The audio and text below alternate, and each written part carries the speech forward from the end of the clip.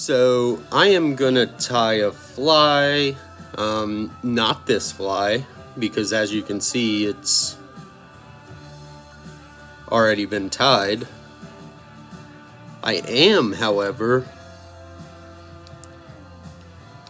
gonna snip off the trash from those legs that I just noticed.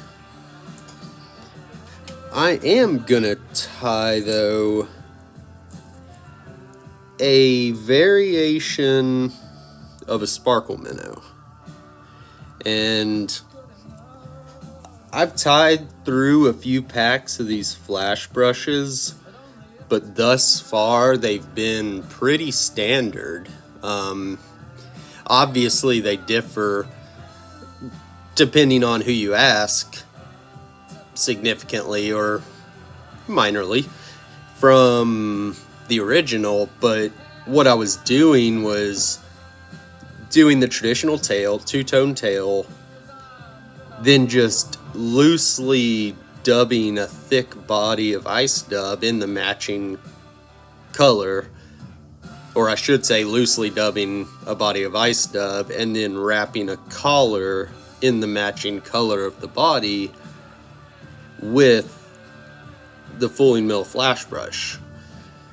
And those looked killer. I mean, they looked nearly identical to the original, minus the pearl belly that he does, or did, or that you typically see on the traditional one.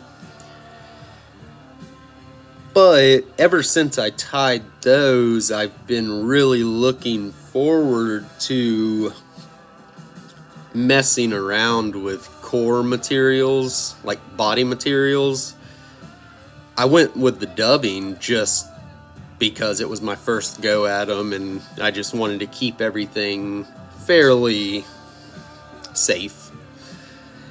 And I recently, though, got a custom order for a pile of streamers, and I was kind of given creative freedom to just tweak or all around change patterns. And one of the ones he wanted was the Sparkle Minnow. So I played with, I didn't have a ton of time because I run on a completely different schedule than everyone else, and mine is about 2 hours behind y'all's. So I didn't have as much time as I'd hoped to play around with different options. But I did try something that ended up turning out just so sick.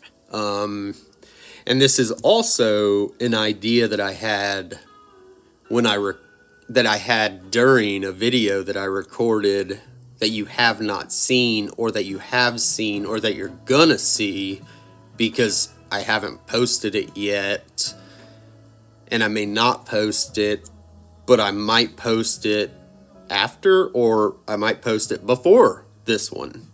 So there's, a plethora of scenarios. I'm just touching on all of them because I like the first batch of these that I tied. I'm trying to play it safe. I don't want to be wrong, basically. So I'm going to quit talking silly and go ahead and start tying once I find my thread. I had everything else set out neatly, just not the thread. So this is a size 6 moonlit jig hook. This is actually the last, well, this batch is the last of them that I had. I bought them when I tied at the fly fishing show last year, and I was browsing, and I'm always looking for large hooks, large jig hooks, because you typically don't see them over a size 8. So when I saw these, I ended up picking up like 6 or 7 packs, and I finally burned through them on this one. But good news is I just noticed that Partridge now offers their ideal jig hook in sizes 6 and 4.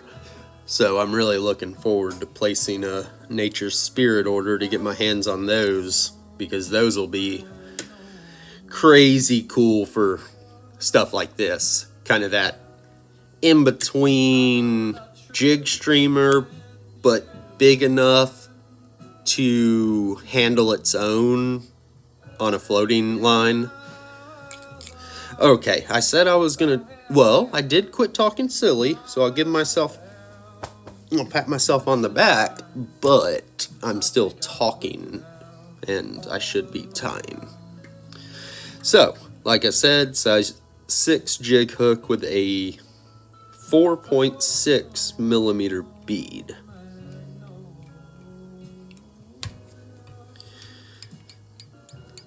I keep thinking one day I'm gonna move the camera back so I can actually tie full speed, but it's so distracting having it right there that I'm like a quarter or maybe half the speed that I would typically tie at. So I'm gonna start with the top color because the fly's inverted right now, or the hook is. The one I'm tying is just going to be the standard olive and cream. So the top tail is going to be olive. So I'm tying it in first. And like I've been saying on videos that you have seen or haven't seen or may see or may not see at the time of this video, or at the time of this video being posted or not posted, I talk a lot about leaving a gap between your materials, especially the initial materials, and your bead. And on these bigger, not even bigger, but jig streamers, because of how much bulk you always end up with, and this one is no exception. So you're just kind of saving yourself some space to avoid building up your materials, like running them all to the bead, and by the time you're done, your whip finish is up here. It's like on top of the bead. And I mean, obviously I'm gonna glue this one regardless, but it's just a bad habit to be in or to get into, because it's so much more durable if you can recess that whip finish, glue or not. And that's what this gap helps achieve. It's not a cure-all, but if you pay attention to each material, you can usually leave yourself a little safety net up front. So now I'm going to tie in the back, or the bottom tail, which is cream marabou. And because this is... I never planned for that. I always cut it straight, and every time it kicks upward and I have to make a second cut. I'm a slow learner. When I learn. I said something about the cream marabou, but I don't know where I was going with it. Or I forgot where I was going with it. I potentially did know where I was going with it when I was going with it.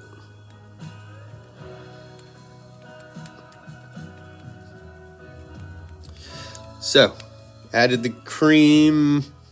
There's the tail. And so this is where I have changed from the original, but also this is the first time I'm using this technique in general.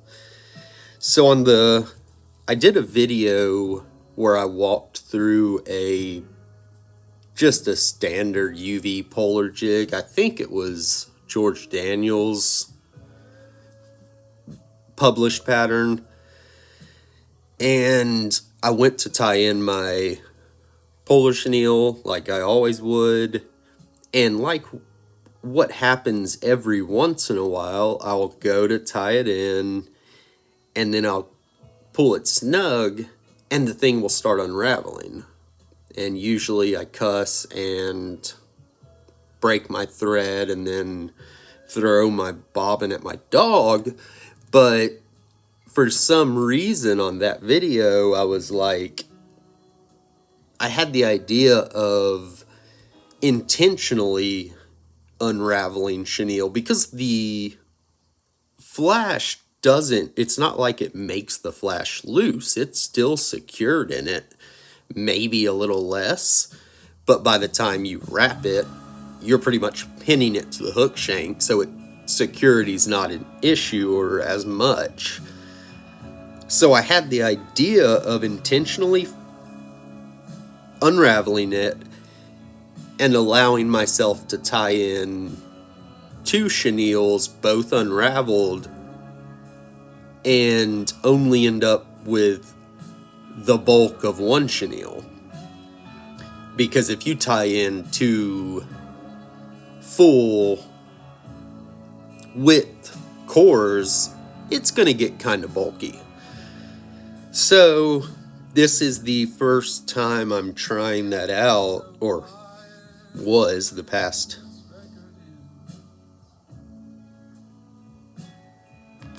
16 flies? I don't know. But it turned out killer. Not only this, but the way it looks under the flash brush that I'll tie in an hour or two. So what I've got is a mess.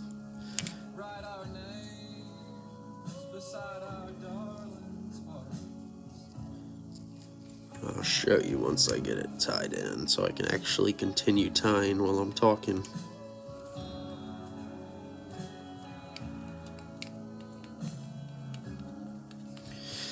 So I have a piece of UV gold large chenille polar, and I have unraveled it. So you can see it's still full enough. It's just not standard full. And what I was doing for the first few flies was unraveling 2 pieces of UV brown olive medium chenille, until it occurred to me like 2 flies ago that why am I unraveling 2 pieces when I can just tie in 1 that's not unraveled and have the same density. Like I said, I'm a slow learner. So now that I've got them both tied in, I'm just going to cord them up. And you only need 3 or so inches of chenille to tie the fly, because you're going to stop fairly prematurely. So you don't need to twist, if you've got a longer piece, you don't need to twist the entire chenille combo up. You can just pinch it a few inches from the shank and twist. It'll be a lot quicker than, trying to twist 12 inches of chenille. Then I'm just gonna try and knock those fibers free for the ones that might have gotten bound up. And then I'm just gonna wrap it like I would any other chenille. Like Flyfish Food did this a long time ago, but they did the complex twist bugger where they took 1 or 2 pieces of chenille and twisted it up with a piece of schlappen. And subconsciously, that's probably where I got the idea. So, as you can see, well, hopefully, you'll see better once I tie it off. And I really loathe tying off chenille because it's just kind of bulky and ugly. And after seeing this one, like, you could take this straight up to the bead and whip finish, and it would fish super good, I bet, with that dark inner body and flash, sparse flash full body. Oh, the gap. So I stopped the chenille about a width of chenille before the bead, because I'm going to start the flash somewhere right on top of the chenille, and I'm only making 2 wraps, but I want that last wrap to basically lie. The only thing I want between it and the hook shank is the thread that had to be there. So I was in the beginning brushing it out, then I quit because I brush the heck out of it when I'm done, but I'll go ahead and brush this one just to kind of show you the look that just the chenille would give you. And I honestly could have tried to jam another wrap in there and get it a little denser, but it won't really matter since it's going to be under a fairly large wing of flash. I mean, the flash will go a good quarter of the way into the tail. But just, I don't know, it's a neat look, I think. That, like I said, dark core with the short fibers that, I mean, the core stands out more than anything. The fibers of the brown olive do kind of blend in, but I don't know. It was cool. And I don't think I'm going to tie it'd be pretty redundant to tie a tutorial of the brown version. I'm most likely going to tie a real version with the brown, but I got them all right here.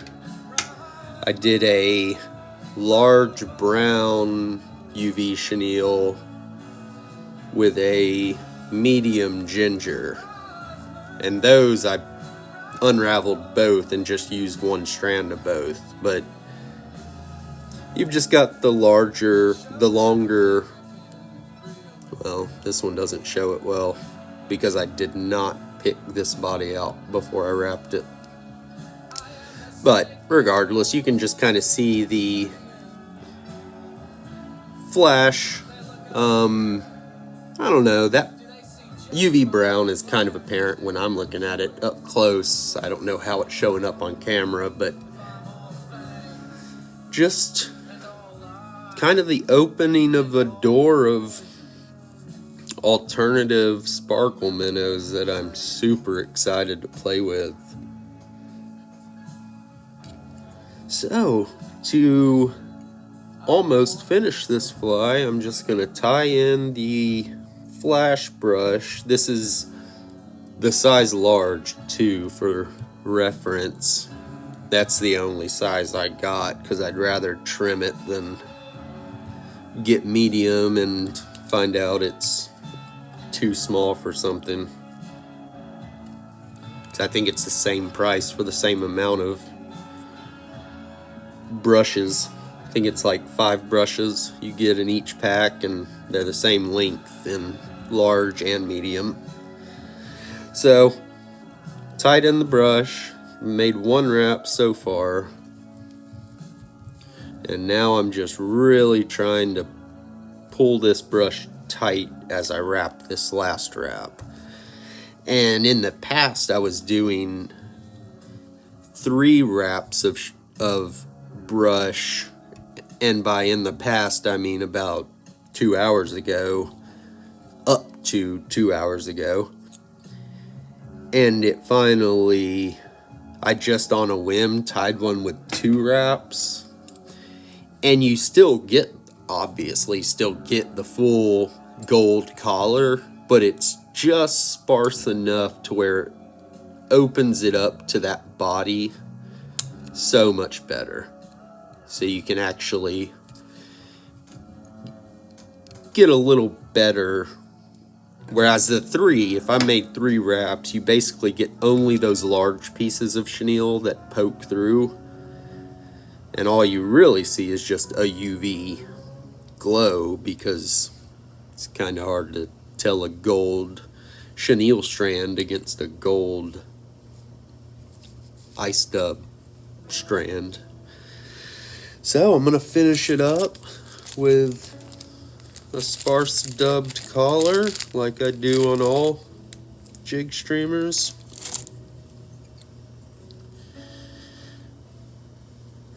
Man, I wish I would like introduce multiple lines that I could use as an opener, like throughout the video when I was talking my head off. Just say things like,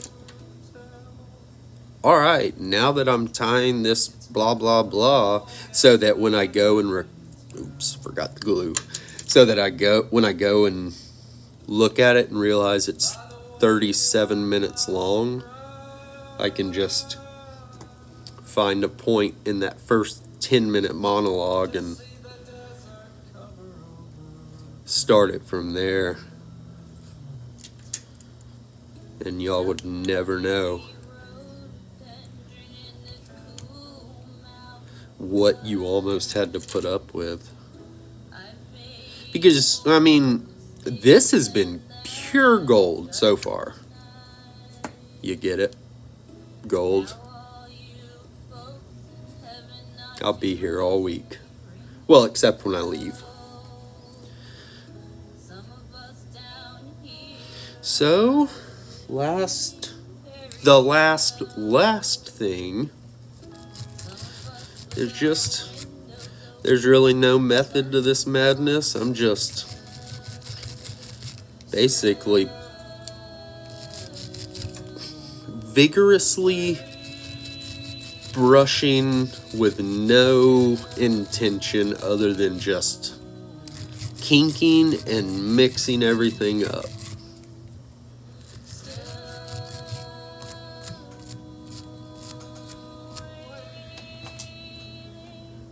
Because pretty much every time you fold it back, it's going to look the same. So you don't have to worry about methodically brushing in a direction or anything like that. All you need to worry about is keeping that tail out of the party, because it loves to migrate in there, and all of a sudden you're brushing marabou fibers right off the tail. So that is it. If I was tying this and I had tied it at real speed, I would probably undo all of that efficiency and spend about 4 minutes trimming, you know. But I'm not going to bore y'all with my barbershop duty. But hopefully you liked this fly and or this video and or the faint sound of music.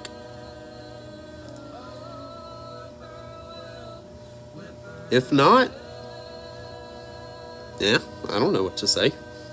To each their own.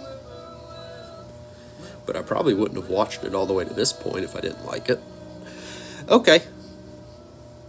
That's it. Oh, so now that I'm being professional, you can,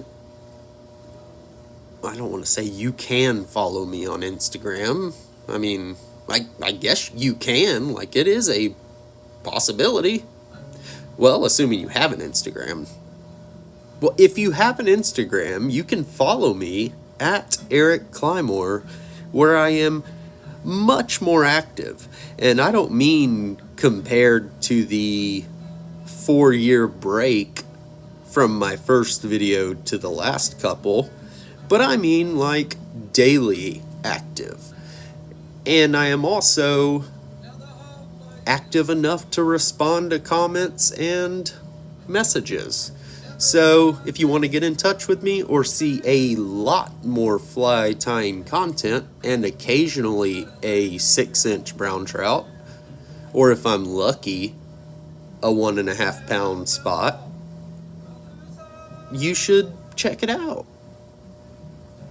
And then you can also view my website at, not the same at with Instagram. So don't type in the A with a circle around it, because that'll probably break Google, and you don't want to do that. You can view it at www, that stands for World Wide Web, dot, not the word dot, the actual dot, small batch bugs, again, an actual dot, com, which I think stands for communism. I'm not sure. I haven't researched it. And I have nothing to base that on either. I just get this feeling. I don't know why they would shorten communism, but I don't know. That's a whole nother conversation, which we can have now. So, no, I'm just kidding. Goodbye.